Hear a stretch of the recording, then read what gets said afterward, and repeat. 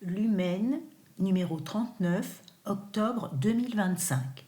Le magazine gratuit d'information sur le handicap visuel. Sommaire. Piste 2, édito. Piste 3, actualité. Piste 4, dossier. Quand le sport ouvre les yeux des enfants. Piste 5, société. Salariés handicapés face au licenciement, comprendre, agir, se protéger. Piste 6, société. Une mobilité réinventée grâce aux véhicules autonomes. Piste 7, solution. MDPH vers des démarches allégées. Piste 8, solution. Vibrer au stade sans les yeux. Piste 9, santé. Handi-gynéco, des soins gynécologiques enfin accessibles aux femmes en situation de handicap. Piste 10, interview. Angélique, 17 ans. Vivre pleinement comme les autres jeunes de mon âge. Piste 11, inspiration.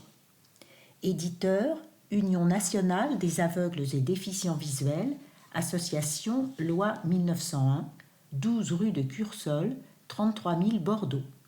Nom du représentant légal, Manuel Mélado. Directrice de la publication, Manuel Mélado.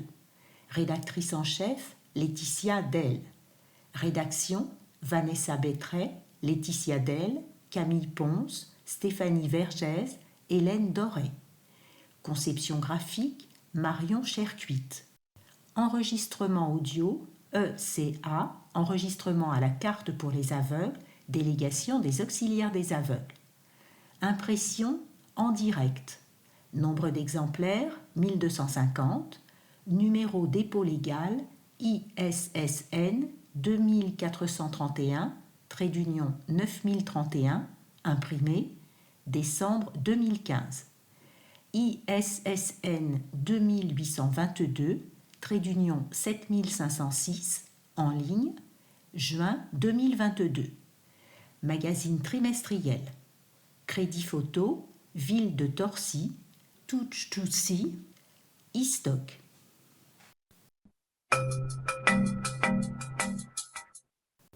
Piste 2, édito. Lever les freins, ouvrir les regards. Dans une société qui aspire à l'inclusion, les personnes aveugles et malvoyantes continuent de se heurter à des obstacles trop souvent invisibles. Ces freins ne sont pas seulement matériels ou techniques, ils sont aussi culturels, éducatifs, administratifs et parfois même émotionnels. Dans une société qui valorise la performance, l'image et la vitesse, que signifie avancer quand on ne voit pas? Quelles sont les barrières invisibles mais bien réelles que rencontrent au quotidien les personnes aveugles ou malvoyantes? Ce numéro de Lumen met en lumière ces réalités tout en valorisant les initiatives qui les dépassent. Les obstacles sont multiples. Ils sont matériels, comme l'inaccessibilité des soins gynécologiques pour les femmes en situation de handicap visuel. Ils sont technologiques lorsque des innovations prometteuses comme les véhicules autonomes ou les dispositifs tactilo-audio pour les stades ne prennent pas suffisamment en compte les besoins des usagers concernés dès leur conception. Ils sont sociaux lorsqu'un licenciement injuste ou un accès difficile aux droits administratifs s'ajoute à une vie déjà marquée par des défis d'autonomie. Mais surtout, ces obstacles sont culturels. Ils prennent racine dans une société qui oublie encore de regarder avec les yeux des autres. D'où l'importance cruciale de sensibiliser dès l'enfance, non pas par la simple théorie, mais par l'expérience. Grâce au sport, des enfants découvrent ce que signifie guider un camarade les yeux bandés, marquer un but en cécifoot ou simplement poser des questions sans détour à un athlète aveugle. Ces moments changent les regards, ils plantent des graines. Nous le constatons, l'inclusion se construit chaque jour. Elle exige des moyens, des formations, des outils adaptés, mais surtout de la volonté, celle des collectivités qui forment leurs agences à l'accueil du handicap, des enseignants qui osent la différence en classe, celle également des professionnels qui imaginent des solutions innovantes pour permettre à chacun de vivre sa passion à l'image d'Angélique, lycéenne et biathlète malvoyante, qui trace sa voie avec courage et lucidité. Ce magazine n'est pas un inventaire des manques, il est un appel à agir, à écouter les premiers concernés, à repenser nos politiques, à adapter nos services, à faire de l'accessibilité une évidence plutôt qu'un défi. Parce que voir ne suffit pas toujours à comprendre, mais comprendre peut enfin permettre de mieux voir. Vanessa Bettray. L'humaine, c'est quoi ? Créé par l'UNADEV, Union nationale des aveugles et déficients visuels, ce magazine se destine à tous les acteurs du handicap visuel. Il a pour but d'apporter des informations utiles et des réponses concrètes pour nous aider dans nos actions auprès des personnes aveugles et malvoyantes. Ne parlons plus de handicap, parlons de besoins concrets et de toutes les informations nécessaires pour y répondre.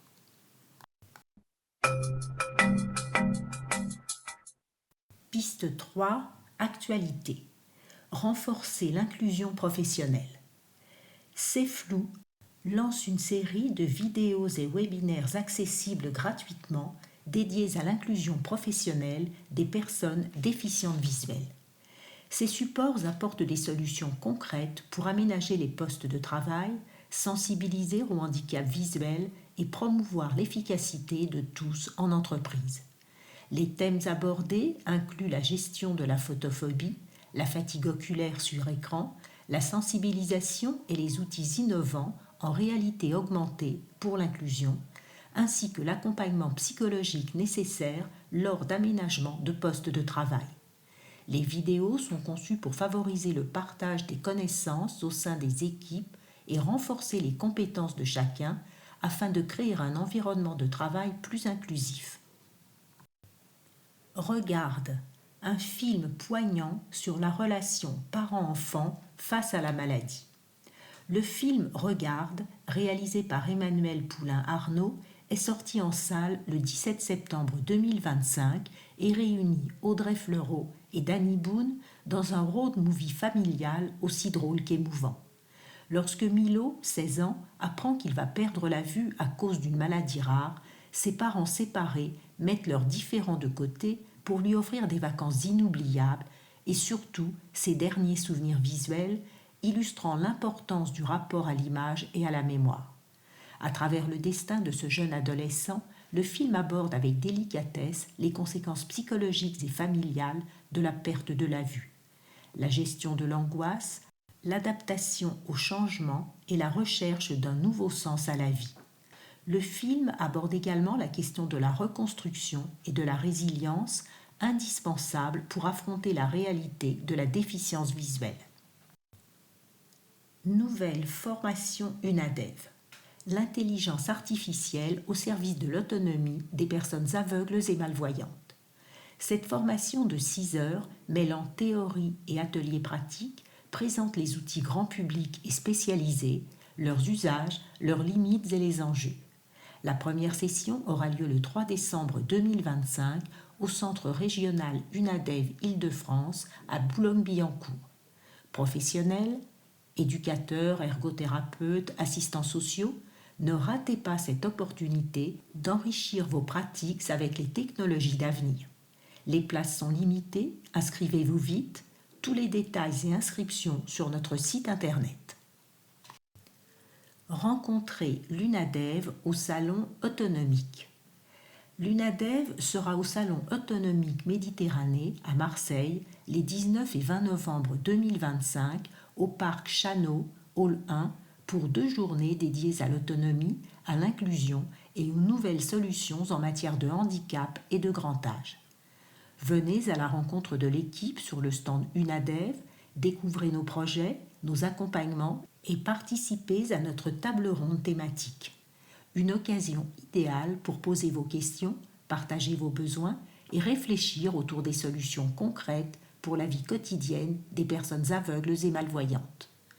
Entrée gratuite, programmes variés, démonstrations et ateliers pratiques vous attendent. Ajoutez dès maintenant le Salon Autonomique Marseille à votre agenda et n'hésitez pas à venir nous saluer.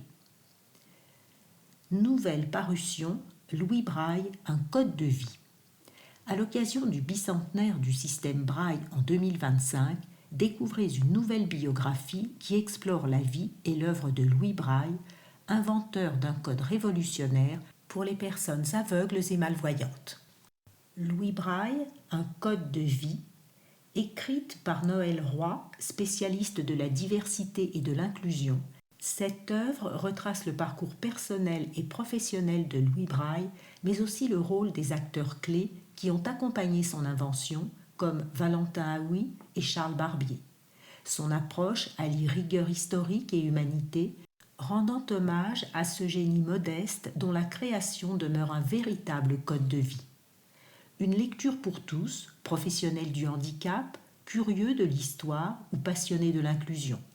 Pour en savoir plus et vous procurer l'ouvrage, rendez-vous sur le site des éditions RS ou chez votre libraire.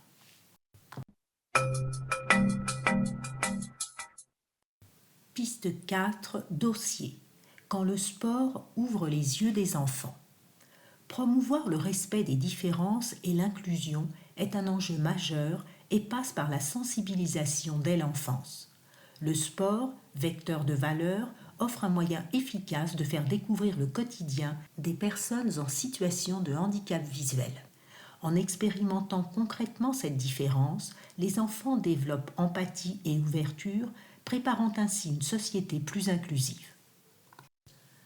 Des acteurs engagés au cœur de la sensibilisation. L'école est un terrain privilégié pour mener ce type d'action, souvent organisées en partenariat entre établissements scolaires et associations spécialisées. Une action de sensibilisation commence généralement par un échange avec les enfants sous forme de questions-réponses suivi d'un temps d'expérimentation, explique Franck Busson, agent de développement au comité départemental Gironde Handisport. Parmi les figures emblématiques de ces actions, Michel Lebenneret, marathonien et archer aveugle, intervient régulièrement auprès des enfants âgés de 6 à 12 ans. Adhérent de l'Union nationale des aveugles et déficients visuels, Michel souligne la spontanéité et la franchise des questions des enfants. Il pose des questions très directes sur la vie quotidienne, parfois un peu crues. Par exemple, ils veulent savoir comment je fais pour lire un courrier seul ou comment je reconnais les pièces de monnaie. Je ne leur donne jamais la réponse immédiate. C'est important qu'ils réfléchissent, puis je leur explique l'importance des nouvelles technologies et des outils comme le braille. Stéphane Lelgouac, autre ambassadeur malvoyant très actif, observe aussi cette curiosité naturelle. Les enfants demandent souvent comment fait-on pour s'habiller, comment utilise-t-on une canne blanche. Certaines questions restent sans réponse, comme « Est-ce que tu vois des images dans tes rêves ?» Ils s'intéressent aussi au sport, aux règles, aux contraintes, au matériel utilisé. Ces échanges montrent un réel intérêt pour la découverte du handicap dans sa globalité.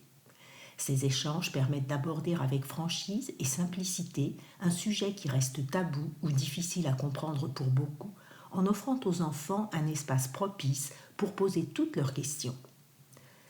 Apprendre en expérimentant, le handicap visuel comme terrain de jeu. La sensibilisation ne s'arrête pas à la théorie. Elle implique une mise en situation aidant l'enfant à mieux percevoir ce que vit une personne aveugle ou malvoyante. En maternelle, où la notion de handicap est encore abstraite, les actions prennent souvent la forme de jeux sensoriels.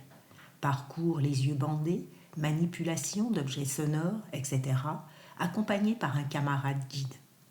À partir de l'école primaire, il est possible d'aller plus loin avec la pratique de sports adaptés. Le cécifoot est un football joué à 5 avec un ballon sonore. Le but est de marquer dans les cages adverses dans le silence total. Un autre sport de plus en plus populaire en France est le torball. C'est un jeu d'équipe où le ballon sonore doit franchir 3 ficelles équipées de grelots suspendus au milieu du terrain tout en étant arrêté par la défense. Ces activités ludiques plongent les enfants dans une expérience sensorielle forte tout en leur faisant prendre conscience des adaptations possibles.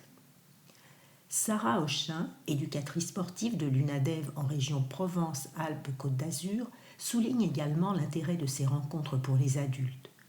Beaucoup posent des questions sur la logistique, la sécurité, les déplacements en ville ou l'utilisation des transports en commun. Ces préoccupations témoignent d'une volonté d'intégrer pleinement les personnes handicapées dans la vie quotidienne au-delà du sport. Mais la sensibilisation ne se limite pas au sport. Elle est aussi sociale et éducative. Les enfants sensibilisés sont plus à même d'accepter et d'inclure un camarade en situation de handicap dans leurs activités, scolaires ou extrascolaires. Pourtant, malgré ces efforts, la réalité reste préoccupante. Selon une étude de l'INSEE, 41% des jeunes de 10 à 24 ans en situation de handicap déclarent avoir subi au moins une discrimination liée à leur handicap ou à leur état de santé. Ce taux est nettement supérieur à celui relevé chez les jeunes sans handicap, ce qui témoigne de la persistance d'obstacles à l'inclusion effective. Les discriminations prennent des formes diverses: mise à l'écart, moquerie, insultes, refus de droits ou injustices, notamment au sein de l'école, mais aussi dans les loisirs ou dans les démarches administratives. Les jeunes présentant une déficience auditive ou visuelle sont particulièrement exposés à des injustices à l'école, tandis que ceux atteints de déficience cognitive parlent surtout de mise à l'écart. Le rôle clé des collectivités et des écoles. Face à ces enjeux, le rôle des collectivités locales et des établissements scolaires est capital. En tant que gestionnaires des équipements sportifs et acteurs clés de la vie éducative et sociale, ils peuvent mettre en œuvre des actions durables pour sensibiliser et promouvoir l'inclusion. À Torcy, en Seine-et-Marne, Séverine Garot, maire adjointe chargée des politiques éducatives, explique: « Depuis 3 ans, nous organisons la semaine des droits de l'enfant consacrée au handisport. Cet événement sensibilise les classes à la différence, encourage le vivre ensemble et met les enfants dans des situations de handicap pour éveiller leur conscience. Cependant, l'impact reste limité si ces actions sont ponctuelles. Leur efficacité dépend d'un engagement régulier et répété, seul moyen de faire évoluer durablement les mentalités et d'ancrer la culture de l'inclusion auprès des enfants, des familles et de toute la communauté éducative. » Professionnels du sport et du handicap, un accompagnement indispensable. Pour que les projets de sensibilisation soient réellement efficaces, ils doivent s'appuyer sur l'expertise de professionnels. Ces derniers apportent les ressources pédagogiques adaptées à chaque tranche d'âge, organisent les activités sportives sur mesure et assurent la sécurité des participants. À ce titre, la Fédération française handisport joue un rôle central. Elle a pour mission de promouvoir et développer les activités sportives pour les personnes en situation de handicap moteur, auditif ou visuel, que ce soit en compétition ou en loisir. Elle propose également des outils ludiques et spécifiques comme la mallette pédagogique, contenant environ 50 activités de découverte destinées aux enfants. Ces outils sont à disposition sur le site de la FFH et permettent de mettre en place des activités d'initiation ou de découverte sous forme ludique dans de nombreuses activités sportives pour les personnes en situation de handicap moteur et ou sensoriel. Les fiches ont été conçues pour des encadrants sans prérequis d'expérience handisport afin de réaliser des actions à moindre coût, notamment en centres spécialisés et en milieu scolaire. Pour des projets plus longs et structurés, notamment au sein des établissements scolaires, la plateforme de financement participatif de l'éducation nationale, la trousse à projet, peut constituer un soutien précieux en favorisant l'échange entre enseignants et en facilitant le financement. Des avancées encourageantes, mais des efforts à poursuivre. Depuis plus de 10 ans, les actions de sensibilisation au handicap visuel dans les écoles se multiplient. Sophie Duprat, éducatrice et coordinatrice au pôle sport de l'UNADEV en Nouvelle-Aquitaine, confirme: « Le succès des Jeux paralympiques de Paris 2024 a considérablement boosté les demandes. Nous sommes passés d'une vingtaine d'actions en 2022 à une quarantaine en 2024. » Mais cette motivation doit s'accompagner d'une meilleure formation des enseignants. Sarah Hochin remarque que beaucoup d'entre eux n'ont pas conscience des enjeux profonds liés à l'autonomie des élèves malvoyants. Par peur, ils ont tendance à faire les choses à leur place, alors qu'ils devraient les accompagner pour qu'ils deviennent autonomes, même si cela implique des erreurs. Souvent, ils projettent leur propre inquiétude en se disant « Si c'était moi, je n'y arriverais pas ». Du côté des collectivités, les bonnes pratiques se développent. À Torcy, par exemple, 60 agents de la petite enfance ont été formés en 2024 pour mieux accueillir les enfants en situation de handicap. Malgré des budgets municipaux parfois contraints, la volonté politique reste présente et les aides aux associations sont maintenues, souligne Brigitte Eudes, responsable locale. Cependant, ces initiatives demandent un soutien accru au niveau national, notamment pour sensibiliser plus largement les présidents de clubs sportifs et impulser une vraie politique d'inclusion. En matière de handicap et de sport adapté, la France accuse aujourd'hui un certain retard relatif aux objectifs d'inclusion pleinement effectifs et généralisés. Ce retard ne signifie pas un manque complet d'action, mais révèle un décalage avec l'ambition d'une politique cohérente, structurée et soutenue, capable d'intégrer durablement les personnes en situation de handicap au sein du monde sportif. Plusieurs facteurs expliquent ce constat.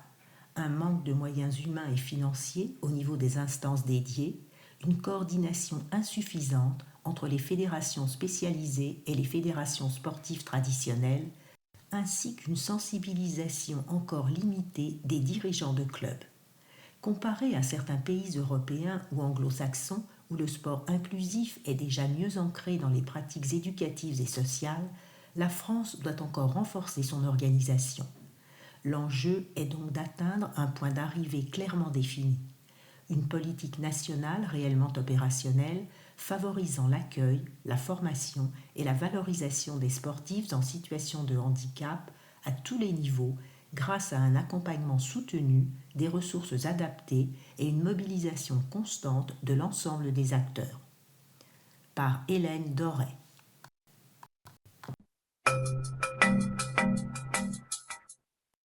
Piste 5. Société. Salariés handicapés face au licenciement, comprendre, agir, se protéger.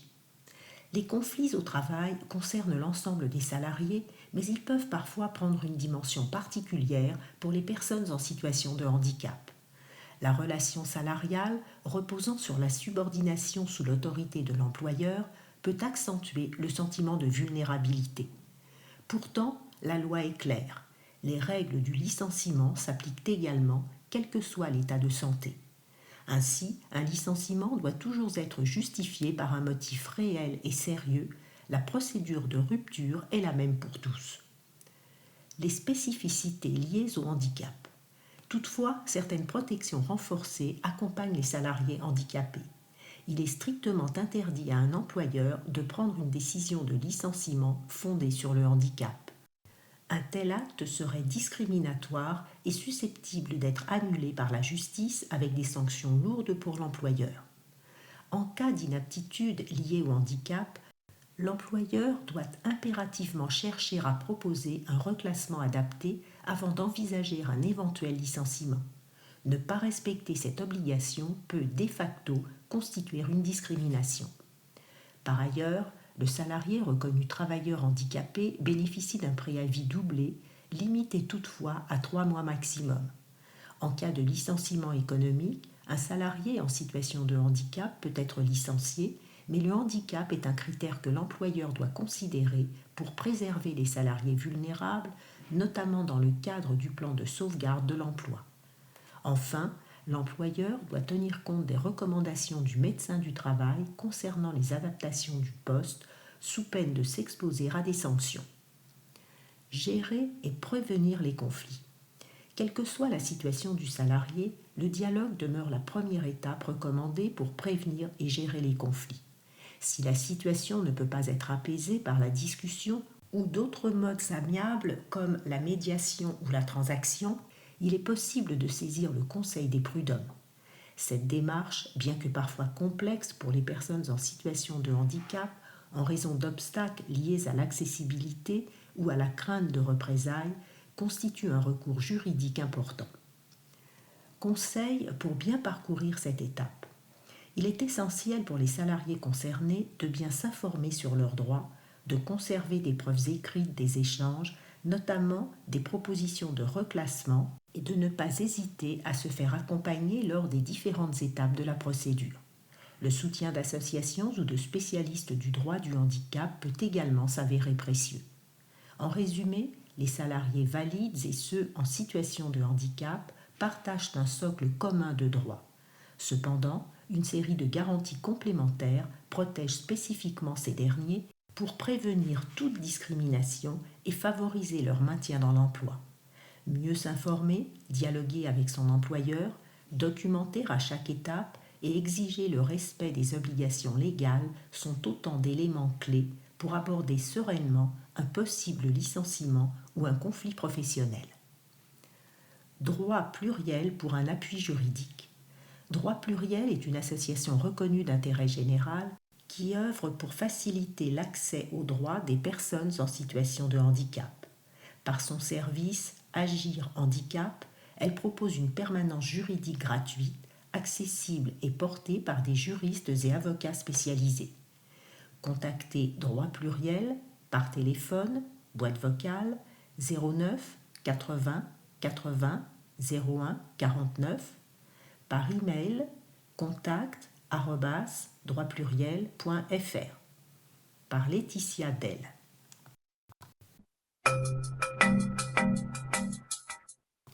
Piste 6. Société. Une mobilité réinventée grâce aux véhicules autonomes. Les avancées récentes en matière de véhicules autonomes, désormais autorisés en Suisse depuis le 1er mars 2025 sur certains tronçons routiers, ouvrent des perspectives inédites pour les personnes aveugles, longtemps exclues de la mobilité individuelle. Ces voitures et navettes sans conducteur, capables d'analyser leur environnement grâce à des capteurs, lidar, caméras, radars, pourraient transformer radicalement la manière dont les personnes aveugles se déplacent, offrant une nouvelle forme d'indépendance jusque-là inaccessible. L'espoir d'une conduite accessible à tous. En Suisse, notamment dans le canton de Zurich, des projets pilotes testent des véhicules et des bus autonomes à la demande, intégrant la programmation du système de conduite autonome. Ils permettent de mieux répondre aux besoins spécifiques des usagers en situation de handicap visuel tels que l'accessibilité, la sécurité, la simplicité d'utilisation. Cette programmation intègre des fonctionnalités comme les commandes vocales adaptées, des notifications sonores ou tactiles, ainsi qu'une navigation sécurisée et facilitée. La Fédération suisse des aveugles et malvoyants, FSA, soutient ces initiatives tout en insistant sur la nécessité absolue d'intégrer dès la conception l'accessibilité et la sécurité pour ces usagers vulnérables.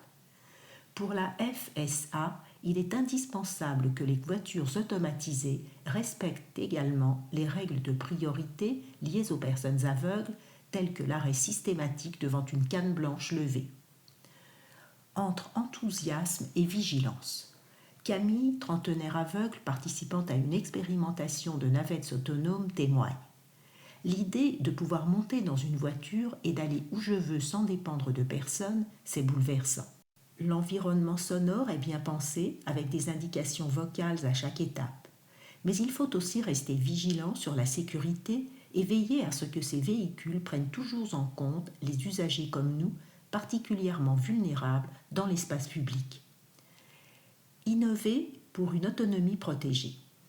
Au-delà des véhicules autonomes, des dispositifs auxiliaires inspirés de ces technologies émergent. Par exemple, des vêtements intelligents équipés de capteurs restituent les obstacles et dangers par retour vibratoire, permettant aux utilisateurs de garder les mains libres. Ces outils sont conçus avec des associations spécialisées pour répondre réellement aux besoins des personnes en situation de handicap visuel. Se préparer et s'adapter aux évolutions. Face à ces bouleversements technologiques, les personnes aveugles sont invitées à s'informer, à se former sur ces nouveaux outils et à s'impliquer dans les phases de développement. Comme Camille l'exprime, être acteur de cette transition est essentiel. Il faut oser tester ces innovations, mais aussi exiger qu'elles intègrent nos besoins et notre sécurité dès les premières étapes. Un avenir à construire ensemble. Les véhicules autonomes et technologiques associés ne remplaceront pas tous les modes de déplacement adaptés du jour au lendemain, mais ils offrent une réelle opportunité d'accès accru à la mobilité et à l'autonomie. Bien que certaines expérimentations aient rencontré des difficultés techniques ou aient été interrompues, notamment dans la Silicon Valley, la dynamique mondiale reste forte avec un nombre croissant de recherches et de tests, comme en Suisse depuis mars 2025. Pour que cet avenir soit réellement inclusif, il est donc indispensable que concepteurs, autorités et usagers collaborent étroitement avec la sécurité et l'accessibilité au cœur des priorités. Par Laetitia Dell.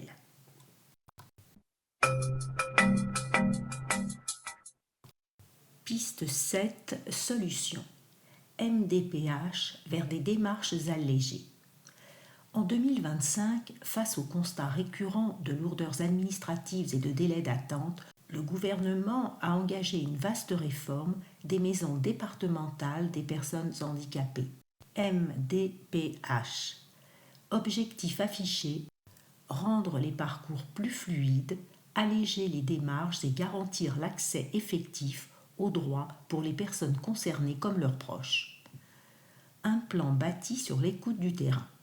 Cette réforme, fruit d'un tour de France des solutions, initié par la ministre déléguée Charlotte Parmentier-Lecocq, s'appuie sur plusieurs mois d'échanges dans différents territoires avec des bénéficiaires, aidants, agents des MDPH et associations.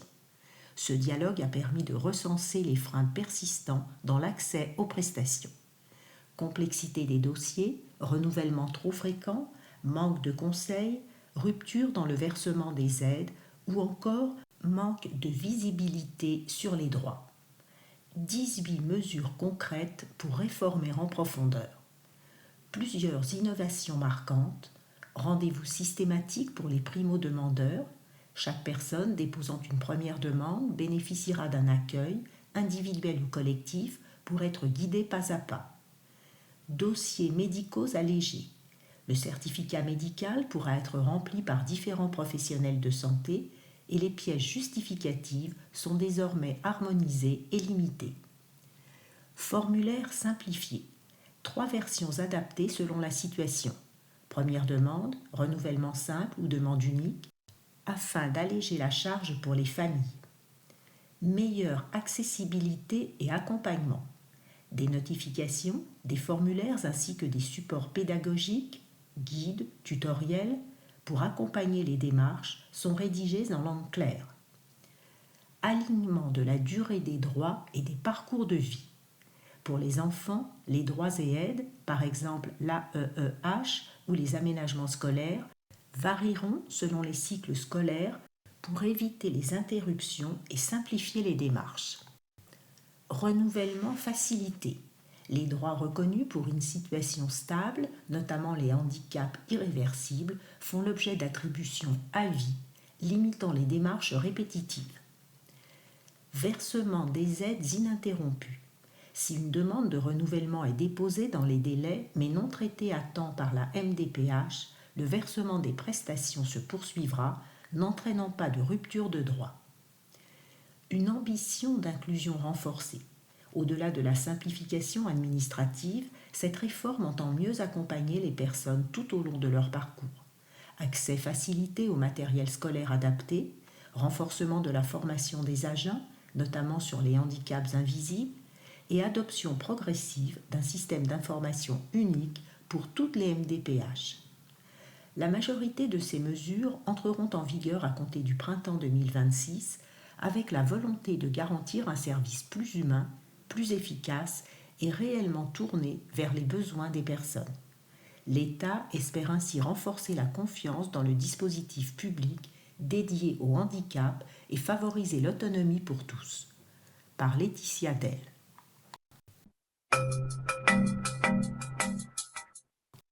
Piste 8. Solution. Vibrer au stade sans les yeux. Suivre en temps réel le ballon, percevoir les actions des joueurs, vibrer à l'approche d'un but, ressentir l'ambiance, crier, chanter, se lever comme les autres supporters. autant de moments que les personnes aveugles et malvoyantes souhaitent vivre pleinement au même titre que tous les spectateurs présents dans le stade. Des entrepreneurs engagés ont imaginé des solutions sollicitant d'autres sens que la vue ou compensant son absence afin d'offrir au public déficient visuel une expérience de match aussi intense, immersive et pleine de liesse que celle des spectateurs valides, favorisant ainsi un véritable sentiment d'appartenance et de partage collectif. C'est l'un des objectifs poursuivis par Sophie Duprat, éducatrice et coordinatrice du pôle sport au Centre régional Nouvelle-Aquitaine de l'UNADEV. Au-delà de son travail mené pour rendre accessible la pratique du sport, elle insiste sur le fait que l'inclusion passe aussi par l'accessibilité des infrastructures. L'audiodescription compte parmi ces solutions que l'UEFA avait déjà testées en 2012 et 2016 pour des matchs de l'Euro. Mais il s'agit maintenant de bien plus qu'une retransmission radiophonique.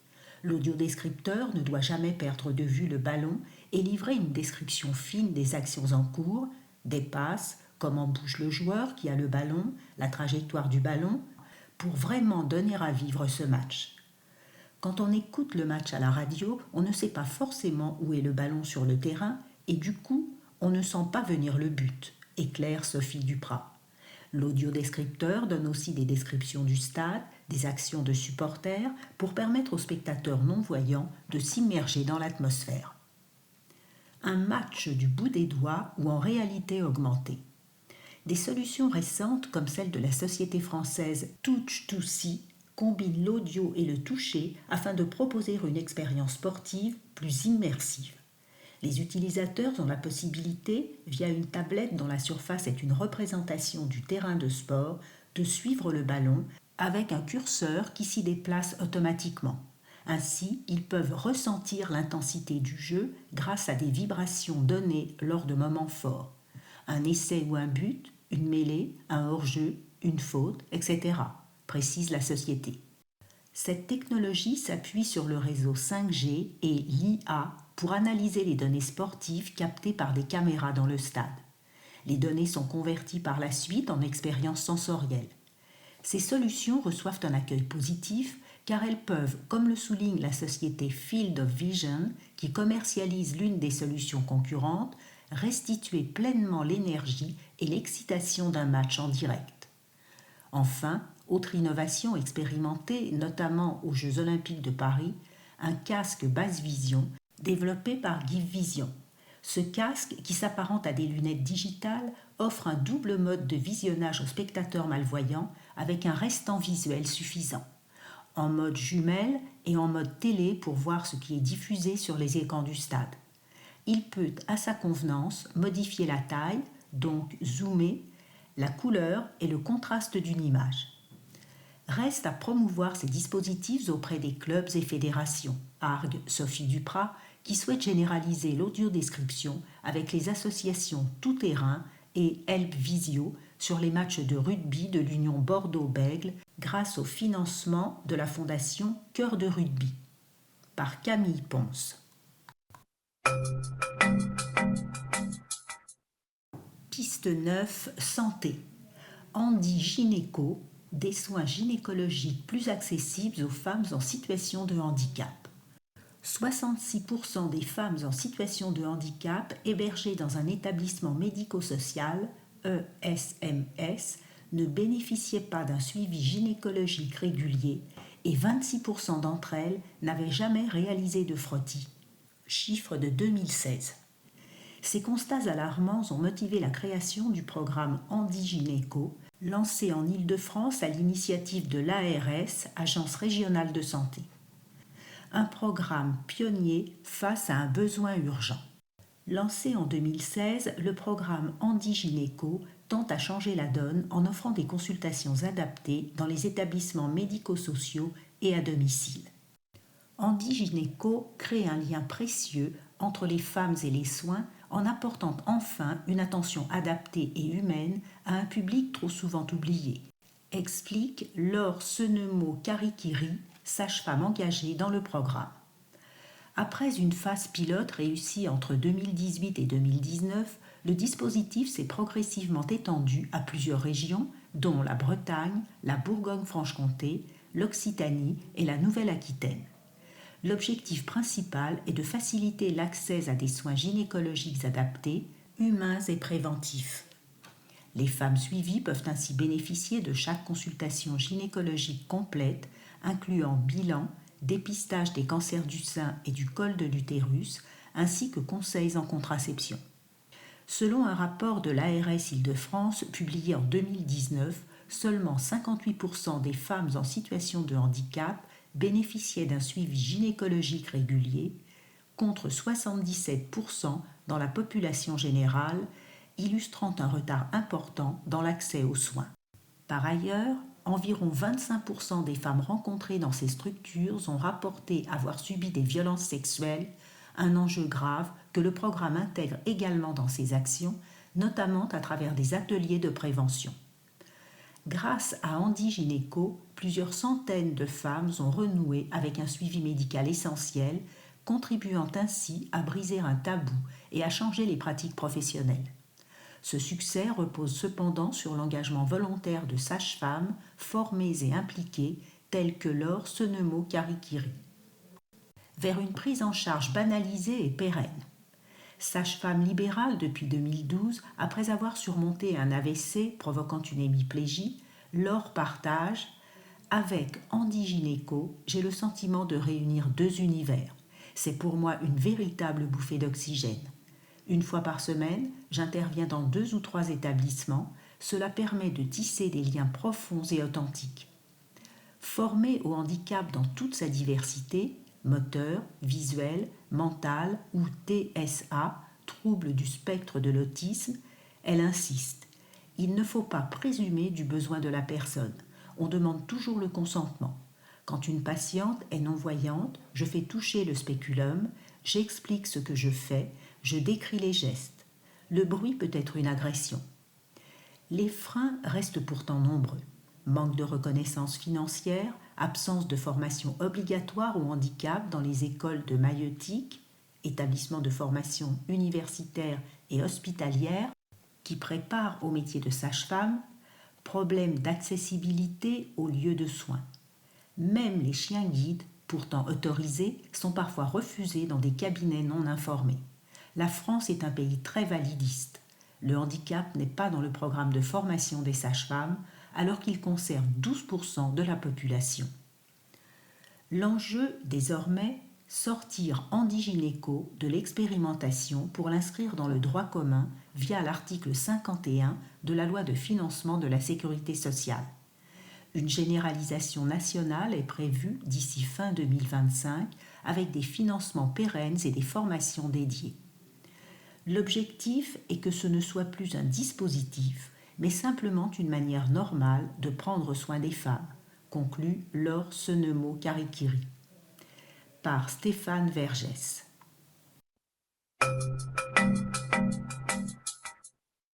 Piste 10, interview.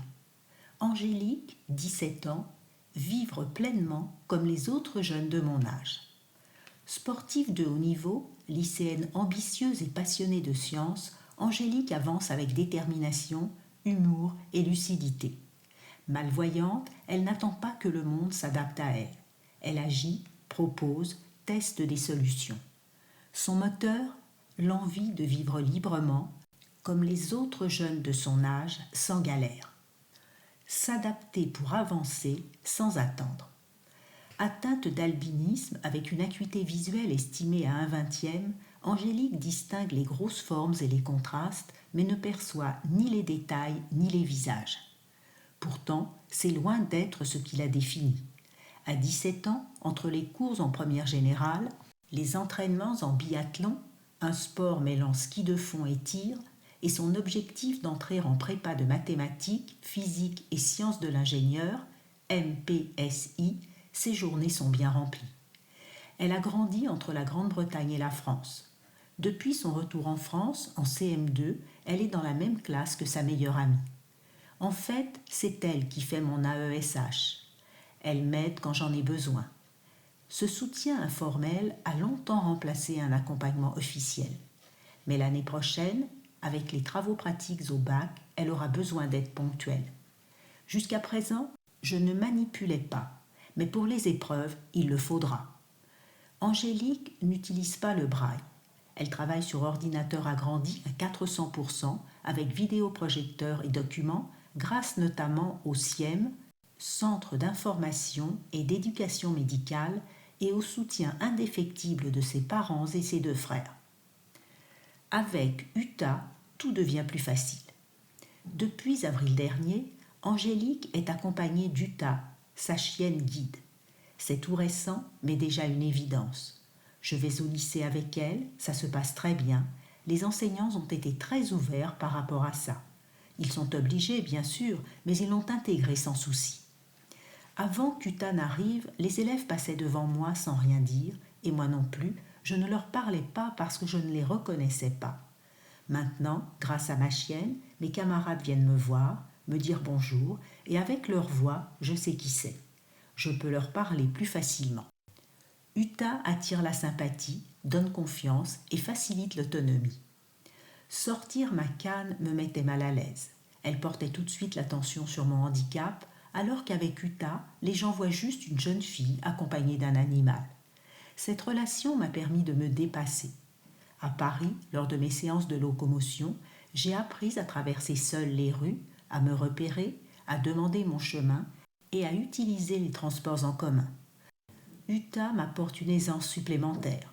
Aux côtés de ma chienne, mes déplacements sont plus simples, je me sens plus sûre de moi et j'ose explorer de nouveaux endroits ou tenter des expériences qui me semblaient difficiles auparavant. Vivre pleinement grâce au sport. Pour Angélique, le sport va bien au-delà du simple loisir. Le biathlon lui a permis de se dépasser, de gagner en confiance et de s'ouvrir au monde. Son message aux jeunes malvoyants: se lancer dans une activité qui passionne, car cette motivation porte et donne toute la force d'avancer. Moi, c'est le ski. Il me donne envie de sortir, de vivre, d'aller de l'avant. Forte de ses titres de triple championne de France, elle se prépare maintenant à concourir sur la scène internationale avec en ligne de mire un rêve: représenter la France aux Jeux paralympiques d'hiver de 2030. Par Stéphanie Vergès.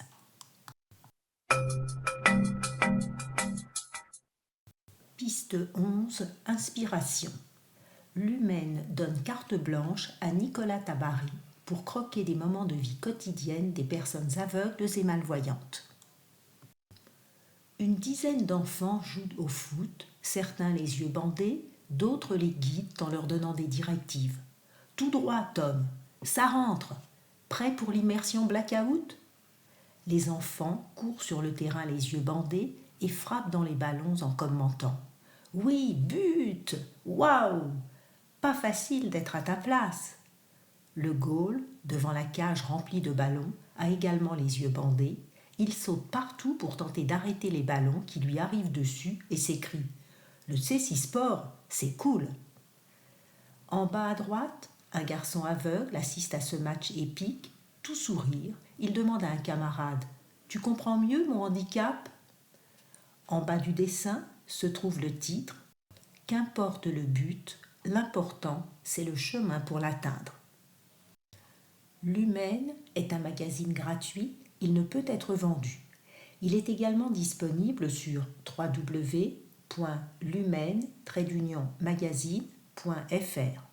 Vous pouvez vous inscrire pour recevoir gratuitement chaque trimestre la version papier, gros caractères, audio ou la version numérique à l'adresse suivante: contact@lumaine-magazine.fr.